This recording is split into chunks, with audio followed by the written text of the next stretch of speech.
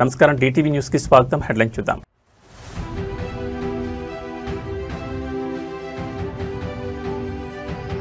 CM Chandrababu అధ్యక్షతన AP cabinet భేటీ. రాష్ట్ర పురోగతి, కీలక ఆర్డినెన్స్లకు మంత్రివర్గ ఆమోదం.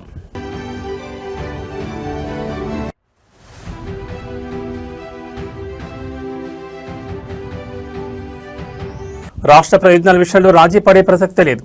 కేంద్ర రాష్ట్ర సంబంధాలపై అధికార పీఠం కీలక వ్యాఖ్యలు.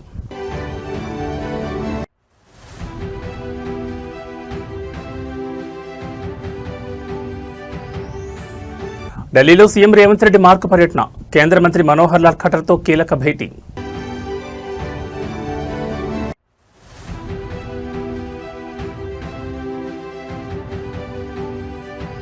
భూపాలపల్లిలో ఘోర రోడ్డు ప్రమాదం. విధి నిర్వహణలో ఉన్న ఎంవీఐ వెంకన్న అకాల మరణం. ఇక డీటెయిల్స్ చూస్తే ఏపీ ముఖ్యమంత్రి చంద్రబాబు నాయుడు అధ్యక్షతన రాష్ట్ర మంత్రివర్గ సమావేశం అత్యంత ప్రతిష్టాత్మకంగా జరిగింది. వెలగపూడి సచివాలయంలోని మొదటి బ్లాక్ కేబినెట్ హాల్ వేదికగా జరిగిన ఈ భేటీకి రాష్ట్ర మంత్రులు, అన్ని శాఖల ప్రిన్సిపల్ సెక్రటరీలు, ఉన్నతాధికారులు పెద్ద సంఖ్యలో హాజరయ్యారు. రాష్ట్ర ఆర్థిక పరిస్థితి, కొత్తగా ప్రవేశపెట్టబోయే సంక్షేమ పథకాల విధి విధానాలు మరియు నిరుద్యోగులు, రైతాంగానికి సంబంధించిన పలు కీలక అంశాలపై ఈ కేబినెట్ భేటీలో సుదీర్ఘంగా చర్చించినట్టు తెలుస్తోంది. ప్రభుత్వ మార్క్ పాలనను క్షేత్రస్థాయిలోకి బలంగా తీసుకెళ్లేలా ఈ సమావేశంలో సీఎం చంద్రబాబు నాయుడు మంత్రులకు దిశానిర్దేశం చేశారు. అమరావతి సచివాలయంలో జరిగిన ఈ కేబినెట్ భేటీలో రాష్ట్ర పురోగతికి సంబంధించిన పలు ఆర్డినెన్స్లు, ప్రతిపాదనలకు మంత్రివర్గం ఆమోదం తెలిపినట్లు సమాచారం. ముఖ్యంగా ఉపాధి కల్పన ధ్యేయంగా రాష్ట్రంలోకి రాబోతున్న కొత్త పరిశ్రమలకు సింగిల్ విండో విధానంలో అనుమతులు ఇవ్వడం, రాయితీల కేటాయింపులపై మంత్రుల సబ్ కమిటీ నివేదికను కేబినెట్ ముందుంచారు. దీంతో పాటు రాష్ట్ర వ్యాప్తంగా సాగునీటి ప్రాజెక్టుల పనుల వేగవంతం, అమరావతి రాజధాని నిర్మాణ పనుల పురోగతిపై సంబంధిత అధికారులు ముఖ్యమంత్రికి నివేదిక సమర్పించారు. ప్రభుత్వ ప్రాధాన్యతలకు అనుగుణంగా బడ్జెట్ కేటాయింపులు ఎలా ఉండాలనే దానిపై ఆర్థిక శాఖ కసరత్తును కూడా ఈ భేటీలో సమీక్షించారు. ప్రజా సమస్యల పరిష్కారంలో మంత్రులు, ఎమ్మెల్యేలు నిరంతరం క్షేత్రస్థాయిలో అందుబాటులో ఉండాలని, పాలనలో ఎక్కడా అవినీతికి తావు లేకుండా పారదర్శకత పాటించాలని సీఎం చంద్రబాబు స్పష్టం చేసినట్లు సచివాలయ వర్గాలు వెల్లడించాయి. రాష్ట్ర భవిష్యత్తుకు మైలురాయిగా నిలిచే పలు కీలక నిర్ణయాలకు ఈ కేబినెట్ వేదికగా ఆమోదముద్ర పడినట్టు తెలుస్తోంది. మంత్రివర్గ తీర్మానాల పూర్తి వివరాలను ప్రభుత్వ అధికారిక ప్రతినిధులు ప్రెస్ మీట్ ద్వారా వెల్లడించనున్నారు.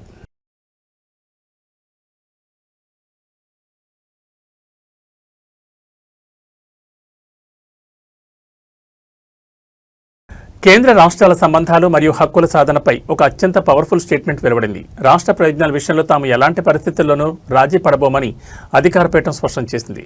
కేంద్రంలో ఉన్న పెద్దలతో తమకున్న సమీకరణాలను వివరిస్తూ ఈ అంశంపైనైనా తమ అభిప్రాయాన్ని బలంగా వ్యక్తపరచాలనుకున్నప్పుడు కేంద్ర నాయకత్వం తలుపులు ఎప్పుడూ తమ కోసం తెరిచే ఉంచాయని కీలక వ్యాఖ్యలు చేశారు. కేవలం నిధుల సాధనే కాకుండా దేశ మరియు రాష్ట్ర ప్రయోజనాల కోసం కేంద్ర ప్రభుత్వం తీసుకొచ్చే కీలక సంస్కరణల విషయంలో కూడా తమ సూచనలకు, సలహాలకు ఢిల్లీ పెద్దలు అత్యంత ప్రాధాన్యతనిస్తున్నారని పేర్కొనడం ఇప్పుడు హాట్ టాపిక్గా మారింది. రాష్ట్రానికి రావాల్సిన నిధులు, విభజన హామీలు లేదా అభివృద్ధి ప్రాజెక్టుల సాధనలో కేంద్ర ప్రభుత్వంలో ఎలాంటి విధానాన్ని అవలంబిస్తున్నారనే దానిపై వస్తున్న విమర్శలకు ఈ ప్రకటనతో గట్టి కౌంటర్ ఇచ్చినట్లయింది. తమ అభిప్రాయాలను నిర్భయంగా చెప్పే స్వేచ్ఛను కేంద్ర అధిష్టానం తమకిచ్చిందని, రాష్ట్ర ఆత్మగౌరవాన్ని తాకట్టు పెట్టే ప్రసక్తి లేదని స్పష్టం చేశారు. ఆర్థిక సంస్కరణలు లేదా పరిపాలనాపరమైన మార్పులు ఏమైనా సరే తమ ప్రాంతీయ అవసరాలకు అనుగుణంగా కేంద్రం వద్ద ప్రతిపాదన ఉంచుతున్నామని, వాటిని కేంద్ర నాయకత్వం సానుకూలంగా పరిశీలిస్తోందని తెలిపారు. ఈ విధమైన ఉమ్మడి భాగస్వామ్యం వల్ల అటు దేశ పురోగతితో పాటు ఇటు రాష్ట్ర హక్కుల రక్షణ కూడా సాధ్యమవుతుందని ధీమా వ్యక్తం చేశారు. కేవలం రాజకీయ ప్రయోజనాల కోసం కాకుండా సమాఖ్య స్ఫూర్తిని గౌరవిస్తూ రాష్ట్ర ప్రయోజనాల ఎజెండాగా మునుముందు కూడా తమ గళాన్ని బలంగా వినిపిస్తామని ఈ సందర్భంగా ప్యానెల్ స్పష్టం చేసింది. Because whenever we wanted to voice an opinion on any subject, the doors are always open. Whenever we wanted reforms to come in certain sectors, which is in the interest of the state, and of course, Andhra gets the first mover advantage, our opinion was always heard. And things were changed when we were able to sell. See, end of the day, as a regional party, it's important that I might have a vision. It's important also I go and sell that vision to leaders who matter, who take this decision. So I'll give you an example. Our conversation with Google started about before the shoveling 13 months back. And they wanted certain corrections in permanent establishment, taxation. And Naiduji went and spoke to Modi ji very clearly and said, this is what we think we should do. He said, absolutely. And then it was his office that led those reforms. So honestly, I as a regional party, I truly believe that our voice is being heard. And we've had no such issues in this current NDA. How regular is your interaction with the BJP in the NDA? As much as we need it. There is no regularity in terms of... See, politics will not wait. Issues will not wait for an official meeting to be convened 15 days from now or a month from now. If I have an issue, I pick up the phone, I call the Honorable Minister the subject. And rest assured, either they answer the phone or they call back within the hour and say, "Yaar, what's the issue? Anything?" I say, "Boss, this is what we want to do. This is what done. Let's have a meeting. I'll call for send the note before you come." We send the note. We have a meeting. And we close the subject. That's how we work. This is what we call real-time governance. No? Telangana ముఖ్యమంత్రి రేవంత్ రెడ్డి దేశ రాజధాని ఢిల్లీలో శరవేగంగా పర్యటిస్తున్నారు. ఇందులో భాగంగా కేంద్ర గృహ నిర్మాణ పట్టణ వ్యవహారాల శాఖ మంత్రి మనోహర్ లాల్ ఖట్టర్తో ముఖ్యమంత్రి రేవంత్ రెడ్డి అత్యంత కీలకమైన సమావేశం నిర్వహించారు. గ్రేటర్ హైదరాబాద్ పరిధిలో ట్రాఫిక్ కష్టాలు తీర్చేందుకు ప్రభుత్వం ప్రతిష్టాత్మకంగా ప్రతిపాదించిన హైదరాబాద్ మెట్రో ఫేజ్ 2 విస్తరణ ప్రాజెక్టుకు కేంద్ర ప్రభుత్వం అనుమతులు నిధుల సాధన లక్ష్యంగా ఈ భేటీ జరిగింది. ఈ ఉన్నత స్థాయి సమావేశంలో కేంద్ర బొగ్గు గనుల శాఖ మంత్రి జి కిషన్ రెడ్డి కూడా పాల్గొనడం ప్రాధాన్యత సంతరించుకుంది. హైదరాబాద్ మహానగరాన్ని అంతర్జాతీయ స్థాయికి తీసుకెళ్లే క్రమంలో శంషాబాద్ ఎయిర్పోర్ట్ కనెక్టివిటీ సహా పలు కొత్త రూట్లలో మెట్రో ఫేజ్ 2 లైన్లను విస్తరించాలని తెలంగాణ ప్రభుత్వం నిర్ణయించింది. ఈ భారీ ప్రాజెక్టుకు దాదాపు 1,000 కోట్ల రూపాయల వ్యయం కానుండడంతో కేంద్ర పట్టణ వ్యవహారాల శాఖ మంత్రి ఖట్టర్ ముందు రేవంత్ రెడ్డి ప్రత్యేక ప్రతిపాదనలు ఇచ్చారు.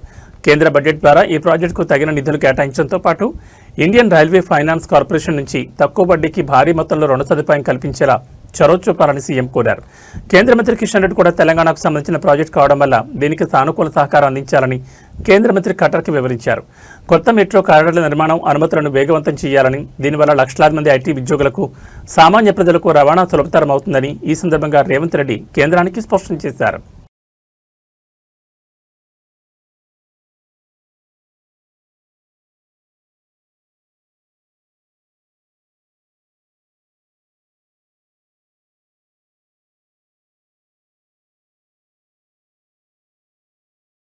మూడు రంగుల జెండా బట్టి సింగమోలే కదిలినాడు ఒక్కరో కాంగ్రెస్ సూర్యుడు మన రేవంత్ అన్న నిగ్గదీసి అడిగే మునగాడు విడు భూమిన వానైతాడు బీద సాదల జయశంకర్ భూపాలపల్లి జిల్లాలో విధి నిర్వహణలో ఉన్న రవాణా శాఖ అధికారి motor vehicle inspector Venkanna road ప్రమాదంలో అకాల మరణం చెందడం తీవ్ర విషాదాన్ని నింపింది. ఇటీవలనే జగిత్యాల నుంచి భూపాలపల్లికి బదిలీపై వచ్చిన వెంకన్న నిబంధనలు ఉల్లంఘించిన ఒక హార్వెస్టర్ వాహనాన్ని పట్టుకుని కార్యాలయానికి తరలిస్తున్న సమయంలో ఎదురుగా వచ్చిన టిప్పర్ లారీ బలంగా ఢీకొట్టడంతో ఈ ప్రమాదం జరిగింది. ఈ ఘోర ఉదంతంపై రవాణా శాఖ మంత్రి తీవ్ర దిగ్భ్రాంతిని వ్యక్తం చేశారు. ప్రస్తుతం ఢిల్లీ పర్యటనలో ఉన్న ముఖ్యమంత్రి రేవంత్ రెడ్డి కూడా ఈ ఘటనపై మాట్లాడారని, ప్రభుత్వం తరపున ఉన్నత స్థాయి విచారణకు ఆదేశించినట్లు మంత్రి వెల్లడించారు. బాధిత కుటుంబానికి ప్రభుత్వ ఉద్యోగంతో పాటు భారీ ఎక్స్క్రిషన్ అందిస్తామని ప్రకటించిన మంత్రి ఈ విషాద సమయంలో ప్రతిపక్షాలు శవరాజకీయాలు చేయొద్దని హితో పలికారు. మహబూబాబాద్ జిల్లా మరిపేడ బంగ్లా స్వగ్రామానికి చెందిన ఎంవీఐ వెంకన్న నిబద్ధత గల అధికారిగా రవాణా శాఖలో గుర్తింపు తెచ్చుకున్నారు. రోడ్డు భద్రతా నిబంధనలు కఠినంగా అమలు చేయాలన్న ప్రభుత్వ ఆదేశాల మేరకు ఆయన ఎన్ఫోర్స్మెంట్ నిర్వహిస్తుండగా ఈ యాక్సిడెంట్ జరిగింది.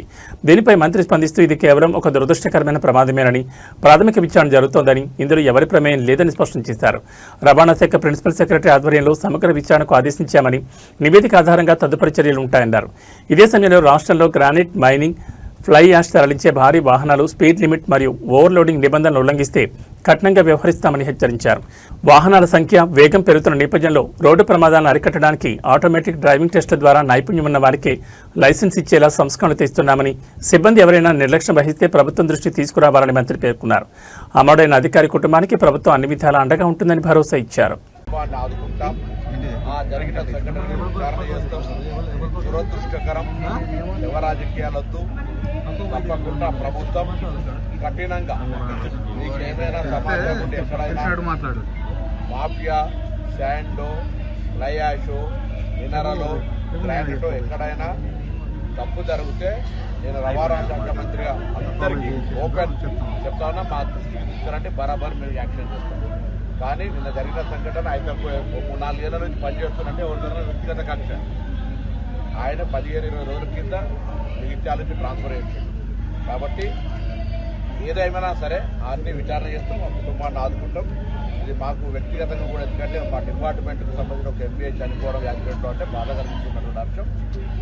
అతని పూర్తిగా కుటుంబానికి ప్రగాఢ సానుభూతిని వ్యక్తం చేస్తూ సంఘటన మీద వాళ్ళ కుటుంబానికి అండగా ఉంటాం. ప్రభుత్వం నుంచి తీసుకోవాల్సిన అన్ని రకాల చర్యలు, ఉద్యోగం కావచ్చు, ఎక్స్పీరియన్స్ కావచ్చు, తదితర అన్ని అంశాల పట్ల వాళ్ళకు ఆదుకొని రవాణా శాఖ కుటుంబానికి అండగా ఉంటుంది. ఇసుక లారీ కాదు, అది ఓవర్ లారీ. రోడ్ ఉంది, ఓవర్ రోడ్ లేదు. సరే కానీ అది ఇన్సిడెంటల్గా అక్కడ జరుగుతున్నటువంటి ప్రాథమికంగా నేను ఎస్పీ కలెక్టర్తో మాట్లాడింది. భారత అత్యున్నత పౌర పురస్కారాలైన పద్మ అవార్డుల ప్రదానోత్సవ వేడుక రాష్ట్రపతి భవన్లో అత్యంత కనుల పండుగ జరిగింది. రాష్ట్రపతి ద్రౌపది ముర్ము విభిన్న రంగాల్లో అసాధారణ ప్రతిభ కనబర్చిన 65 మంది ప్రముఖులకు ఈ అవార్డులను స్వహస్తాల మీదుగా ప్రదానం చేశారు. రాష్ట్రపతి భవన్లోని చారిత్రాత్మక గణతంత్ర మండపం వేదికగా జరిగిన ఈ రెండో సివిల్ ఇన్వెస్టిచర్ వేడుకకు ప్రధాని నరేంద్ర మోడీ, కేంద్ర హోంమంత్రి అమిత్ షా సహా పలువురు కేంద్ర మంత్రులు, విదేశీ ప్రముఖులు హాజరయ్యారు. కళలు, క్రీడలు, వైద్యం మరియు సామాజిక సేవా రంగాల నుంచి ఎంపికైన దేశరత్నాలకు ఈ పురస్కారాలు దక్కాయి. గణతంత్ర దినోత్సవం సందర్భంగా కేంద్ర ప్రభుత్వం ప్రకటించిన మొత్తం 131 పద్మ అవార్డులలో తొలి విడతగా మే నెలలో 66 అవార్డులను అందజేయగా మిగిలిన 65 అవార్డులను నేడు రాష్ట్రపతి ప్రదానం చేశారు. ఈ వేడుకలో 2 పద్మ విభూషణ్, 7 పద్మభూషణ్ మరియు 56 పద్మశ్రీ పురస్కారాలున్నాయి. క్రీడా ప్రపంచం నుంచి భారత cricket star player Rohit Sharma, tennis legend Vijay Amritraj ఈ వేడుకలో మెరిశారు.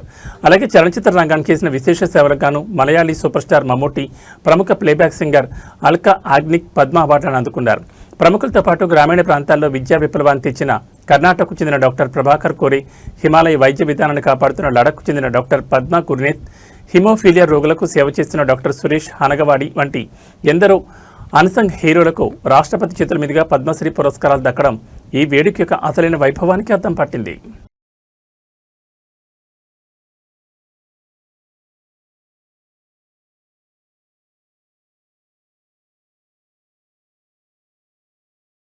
ఏడుకొండలపై దళారీల దందా రోజు రోజుకు శృతిమించిపోతోంది. సాక్షాత్తు ఆ శ్రీనివాసుడి దర్శనం కోసం వచ్చే అమాయక భక్తులను టార్గెట్ చేస్తూ లక్షల రూపాయలు గుంజుతున్న కీటికాల వ్యవహారం తిరుమలలో మరోసారి వెలుగు చూస్తుంది. టీటీడీ ఉద్యోగుల సిఫార్సు లేఖలు ఉన్నాయంటూ నమ్మబలికి అత్యంత పవిత్రమైన శ్రీహరి సుప్రభాత సేవ టికెట్లు ఇప్పిస్తామని చెప్పి ఒకేసారి ఏకంగా 60 మంది భక్తులను దళారీలు దారుణంగా ముంచేశారు. ఒక్కొక్క భక్తు నుంచి 6,000 రూపాయల చొప్పున మొత్తం 3,60,000 రూపాయలను కేవలం ఆన్లైన్ ఫోన్పే ద్వారా వసూలు చేసి రాత్రికి రాత్రి బోర్డు తిప్పేశారు. దళారీల చేతిలో మోసపోయిన ఆ 60 మంది భక్తులు ఇప్పుడు దర్శనం దొరక్క తిరుమల కొండపై పడిగాపులు కాస్తున్నారు. స్వామివారి సుప్రభాత సేవకు డిమాండ్ ఎక్కువగా ఉండడానికి దళారీలు తమకు అనుకూలంగా మార్చుకున్నారు. తిరుమలకు వచ్చిన ఒక భారీ భక్తుల బృందాన్ని గమనించిన కేటుగాలు తమకు టీటీడీ ఉన్నతాధికారులు, ఉద్యోగులతో అత్యంత సన్నిహిత సంబంధాలున్నాయని సిఫార్సు లేఖల ద్వారా సుప్రభాత సేవా టికెట్లు పక్కాగా ఇప్పిస్తామని నమ్మబలికారు. అది నమ్మిన భక్తులు నగదు రూపంలో కాకుండా డిజిటల్ పద్ధతిలో దళారీలు ఇచ్చిన క్యూఆర్ కోడ్ మరియు నంబర్లకు ఫోన్పే ద్వారా విడతల వారీగా 3.60 లక్షలు బదిలీ చేశారు. అయితే ఈ రోజు ఉదయం సేవ సమయం ముగుస్తున్న దళారీల నుంచి ఎలాంటి టికెట్లు రాకపోవడం, వారి మొబైల్ నంబర్లు స్విచ్ ఆఫ్ కావడంతో తాము మోసపోయామని భక్తులు గ్రహించారు. తలకు పిడుగుపడినట్లయిన బాధితులు తక్షణమే టీటీడీ విజిలెన్స్ అధికారులను ఆశ్రయించి తాము పంపిన ఆన్లైన్ ట్రాన్సాక్షన్ ఆధారాలు సమర్పించారు. దీనిపై స్పందించిన విజిలెన్స్ మరియు స్థానిక పోలీసులు నిందితుల ఫోన్ నెంబర్లు, బ్యాంక్ ఖాతాల ద్వారా ఆధారంగా దళారుల కోసం గాలింపు చర్యలు చేపట్టారు. ఈ మోసంలో టీటీడీ అంతర్గత సిబ్బంది హస్తం ఏమైనా ఉందా అనే కోణంలోనూ విచారణ జరుపుతున్నారు. ఒక్కటండి, మీరు ఒక కంప్లైంట్ ఇవ్వకుండా ఈ విధంగా మీరు బ్లేమ్ చేయడము మంచి పద్ధతి.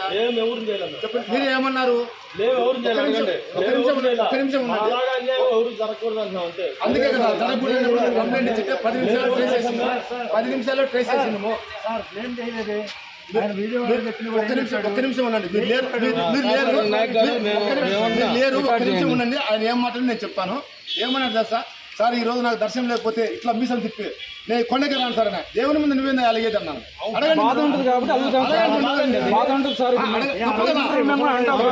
మన దేవుడు అండి ఇది, మన దేవుడు. మన దేవుణ్ణి మనం గౌరవించుకోవాలి. తెలియదు కానీ మేము 6 నెలలకు ఒకసారి దర్శనం చేసుకుంటాం. మేము నడిచి వచ్చాం. మీరు ఎప్పుడైనా ఎక్కారో ఎక్కడో నాకు తెలియదు. మేము భక్తుల సేవలో ఉన్నామండి. మేము భక్తుల సేవలో ఉన్నాము. మేమేమి వేరే విధంగా లేదు. ఆంధ్రప్రదేశ్లో పరిశ్రమలను అగ్ని ప్రమాదాలు వణికిస్తున్నాయి. అనకాపల్లి జిల్లాలో ఊహించని పారిశ్రామిక ఘోరం చోటు చేసుకుంది. పరబాళ్లోని జవహర్లాల్ నెహ్రూ ఫార్మాసిటీలో ఉన్న దక్షిణ ఎనర్జీ కెమికల్ కర్మాగారంలో ఈరోజు భారీ అగ్ని ప్రమాదం సంభవించింది. కంపెనీలోని ఒక విభాగంలో ఒక్కసారిగా మంటలు చెలరేగి క్షణాల వ్యవధిలో అవి ఫ్యాక్టరీ అంతటా వ్యాపించాయి. ఈ ప్రమాదంలో అక్కడ విధుల్లో ఉన్న 2 యువ కార్మికులు మంటల్లో చిక్కుకుని అక్కడికక్కడే సజీవ దహనమయ్యారు. మృతులను వెంకటేష్, కొవ్వాడ త్రినాథరావుగా గుర్తించారు. ఈ ఊహించని ప్రమాదంతో ఫార్మాసిటీ ఒక్కసారిగా ఉలిక్కిపడింది. అనకాపల్లి జిల్లా పరిధిలోని పరవాడ ఫార్మాసిటీలో వందలాది కెమికల్ ఫార్మా కంపెనీలు నడుస్తున్నాయి. ఇందులో భాగంగా ఉన్న దక్షిణ ఎనర్జీ కెమికల్స్ ప్లాంట్లో కార్మికులు విధుల్లో ఉండగా ఒక విభాగానికి చెందిన కెమికల్ ప్రాసెస్ యూనిట్లో ఒక్కసారిగా పేలుడు సంభవించి మంటలు ఎగిసిపడ్డాయి. దట్టమైన పొగ మంటలు చుట్టుముట్టడంతో లోపల పనిచేస్తున్న 34 ఏళ్ల వెంకటేష్, 24 ఏళ్ల కొవ్వాడ త్రినాథరావు బయటకు రాలేకపోయారు. నిప్పుల కుండంగా మారిన ఆ ఇండస్ట్రియల్ ప్లాంట్లోని ఆ 2 యువకులు ప్రాణాలు కోల్పోవడం ప్రతి ఒక్కరిని కలిచివేస్తోంది. సమాచారం అందుకున్న వెంటనే దాదాపు 4 అగ్నిమాపక శకటాలు ఘటనా స్థలానికి చేరుకుని కెమికల్ ఫైర్ కావడం వల్ల ప్రత్యేక ఫోమ్ సహాయంతో మంటలను అదుపులోకి తెచ్చే ప్రయత్నం చేశాయి. ప్రమాదవార్త తెలియగానే మృతుల కుటుంబ సభ్యులు, తోటి కార్మికులు ఫ్యాక్టరీ గేట్ ముందు భారీగా గుమిగూడారు. ఫార్మా కంపెనీల్లో కనీస భద్రతా ప్రమాణాలు పాటించకపోవడం వల్లే తమ పిల్లలు బలైపోయారంటూ యాజమాన్యంపై తీవ్ర ఆగ్రహం వ్యక్తం చేస్తున్నారు. బాధ్యులపై కఠిన చర్యలు తీసుకోవాలని, మృతుల కుటుంబాలకు భారీ పరిహారం అందించాలని డిమాండ్ చేస్తూ ఫ్యాక్టరీ వద్ద ఉద్రిక్త వాతావరణం నెలకొంది.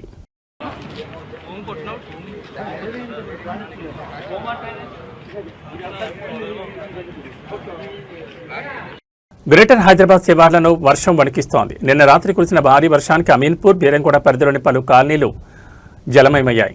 డ్రైనేజీలు పొంగి పొరడంతో వరద నీరు రోడ్లపై మోకాళ్లలోతు చేరింది. అంతటితో ఆగకుండా లోతట్టు ప్రాంతాల్లో ఉన్న పలు అపార్ట్మెంట్ల సెలార్లోకి వరద నీరు ఉధృతంగా దూసుకొచ్చింది.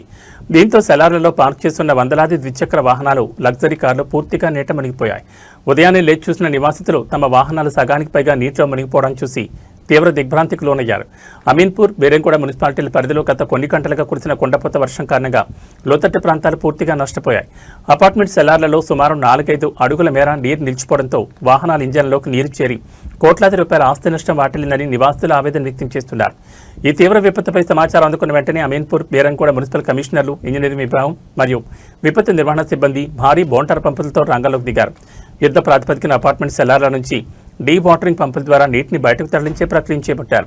సిబ్బందితో పాటు స్థానిక యువకులు కూడా రంగంలో దిగి నీటిలో మునిగిపోయిన వాహనాలను ఒకదాని తర్వాత ఒకటిగా సురక్షితంగా ప్రాంతాలకు లాగుతున్నారు.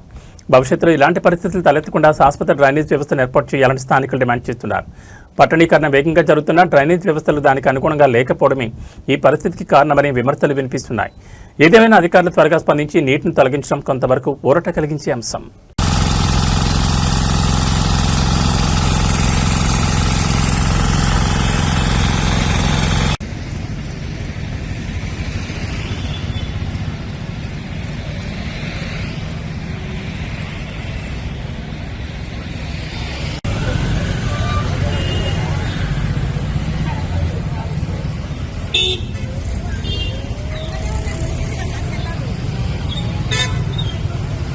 హైదరాబాద్ శివార్లోని తుర్కయాంజల్ న్యూ శ్రీ చైతన్య కాలేజీ వద్ద తీవ్ర ఉద్రిక్తత చోటు చేసుకుంది. ఇంటర్ పూర్తి చేసుకుని పై చదువుల కోసం తమ ఒరిజినల్ సర్టిఫికెట్లు ఇవ్వాలంటూ యాజమాన్యాన్ని అడుగుతున్న విద్యార్థులపై వారికి మద్దతుగా వచ్చిన వారిపై ఆదిపట్ల సీఐ తీవ్రస్థాయిలో దౌర్జన్యం దిగారు.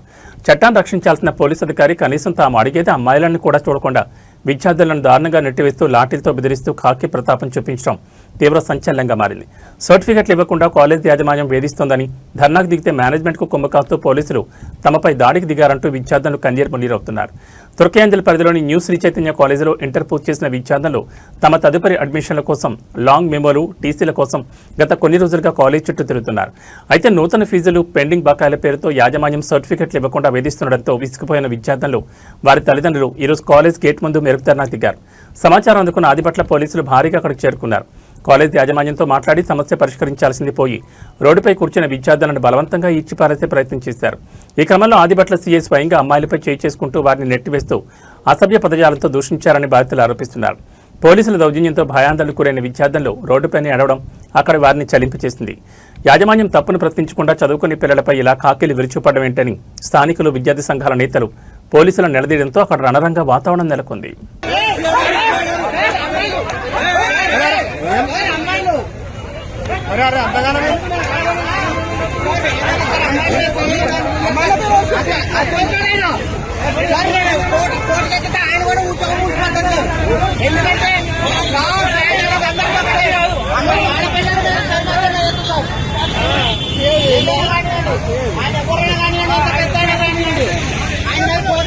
స్టార్ హీరోయిన్ సమంత లీడ్ రోల్లో నటించి స్వయంగా నిర్మించిన లేటెస్ట్ ఫ్యామిలీ యాక్షన్ డ్రామా మా ఇంటి బంగారం థియేటర్లలో సంచలన వసూళ్లతో బ్లాక్ బాస్టర్ వైపు దూసుకుపోతోంది.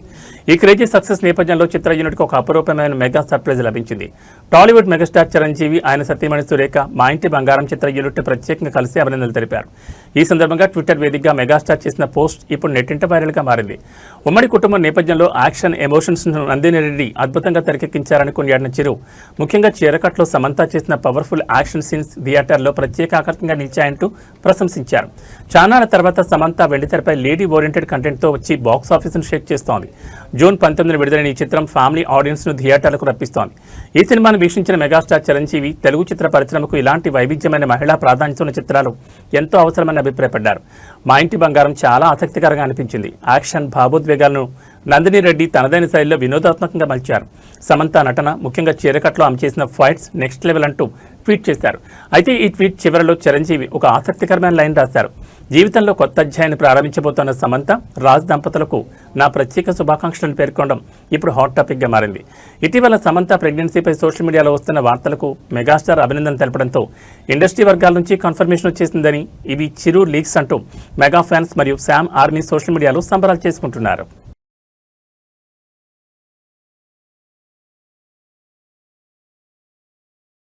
గత కొన్ని రోజులుగా ఆకాశమే హద్దుగా దూసుకుపోయిన పసిడి వెండి ధరలు ఇవాళ మార్కెట్లో ఒక్కసారిగా కుప్పకూలాయి. అంతర్జాతీయ బులియన్ మార్కెట్ ఒడిదుడుకుల ప్రభావంతో హైదరాబాద్ మార్కెట్లో బంగారం ధరలు భారీగా పతనమయ్యాయి. ఇవాళ ఒక్కరోజు 24 క్యారెట్ల 10 గ్రాముల మేలిమి బంగారం ధర ఏకంగా 2070 మేర పతనమైంది. అటు ఆభరణాల తయారీకి వాడి 22 క్యారెట్ల బంగారం ధర కూడా 1900 మేర క్షీణించింది. వీటికి తోడు కిలో వెండి ధర ఏకంగా 5000 రూపాయలు దిగి రావడం మార్కెట్లో పెద్ద సంచలనంగా మారింది. అంతర్జాతీయంగా డాలర్ ఇండెక్స్ బలోపేతం కావడం, ఇన్వెస్టర్లు సురక్షిత ఆస్తిగా భావించే గోల్డ్ మార్కెట్ నుండి ప్రాఫిట్ బుకింగ్స్ వైపు మొగ్గు చూపడంతో ఈ భారీ క్షీణత నమోదైనట్లు నిపుణులు విశ్లేషిస్తున్నారు.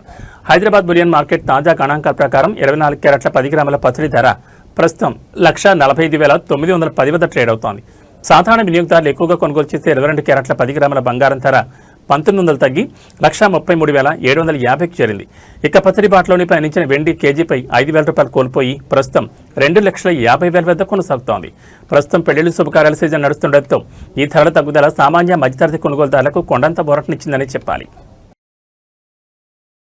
ప్రపంచ ఫుట్బాల్ సామ్రాజ్యాన్ని దశాబ్దాలుగా ఏలుతున్న అర్జెంటీనా లెజెండ్ లియోనెల్ మెస్సీకి ఆ దేశం అత్యున్నత మరియు అరుదైన గౌరవాన్ని కల్పించింది. అర్జెంటీనాలోని క్యూట్రాల్కో నగరంలో ప్రపంచంలోనే అతిపెద్దైన ఏకంగా 85 అడుగుల భారీ మెస్సీ విగ్రహాన్ని అధికారికంగా ఆవిష్కరించారు. అర్జెంటీనాకు ప్రపంచ కప్ తెచ్చిన ఆ చారిత్రాత్మక క్షణాన్ని సజీవంగా ఉంచేలా రూపొందించిన ఈ విగ్రహం ప్రస్తుతం గ్లోబల్ స్పోర్ట్స్ సర్కిల్స్లో హాట్ టాపిక్గా మారింది. లియోనెల్ మెస్సీ తన కెరీర్లో సాధించిన మైలురాళ్లు ఒక ఎత్తైతే అర్జెంటీనాను ప్రపంచ విజేతగా నిలబెట్టడం మరో ఎత్తు.